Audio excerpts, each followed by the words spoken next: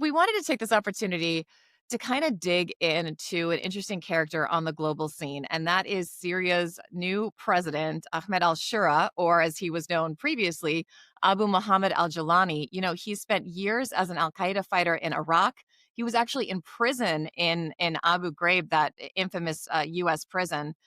He founded Syria's al-Nusra Front, which is an al-Qaeda affiliate, and he did all this before kind of overthrowing Assad in December 2024. I mean, I happened to be anchoring live coverage on a network that day, and this happened so quickly. When we came up with our show plan Friday night, Syria was nowhere on the radar.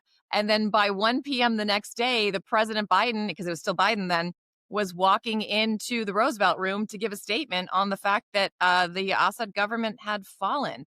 So what is your impression of this guy, how he came to power, how all this happened? And I don't know, do you think he's going to last?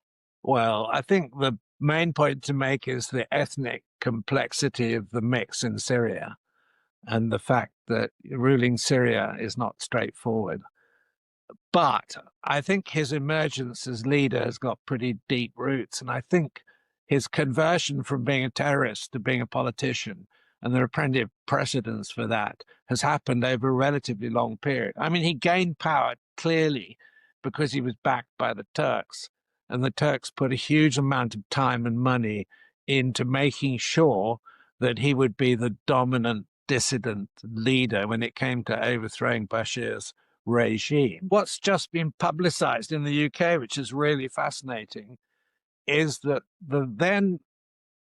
we've just changed heads of the intelligence service. So my former job, chief of MI6, and the previous head who's just retired was called Sir Richard Moore.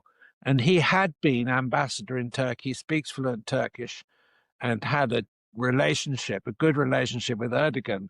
It's just come out in the press, and this is rather surprising, that he clearly had been talking to this new Syrian leader for at least a year before the guy emerged. So I've got a feeling that there was a sort of process of conversion and grooming in which the US must have been involved, in which the UK was certainly involved. And the contacts in a case like that are definitely going to be handled by the intelligence community because the man has no official diplomatic status. And, you've still got a relationship with Bashar in Syria. But on the other hand, they obviously were talking in parallel to this guy a long way before he took power. So I think that, we're surprised by what happened, but the runes, if you read them properly, tell me that he was picked out as a possible leader much, much earlier on. And the Turks would have been promoting him as an interlocutor.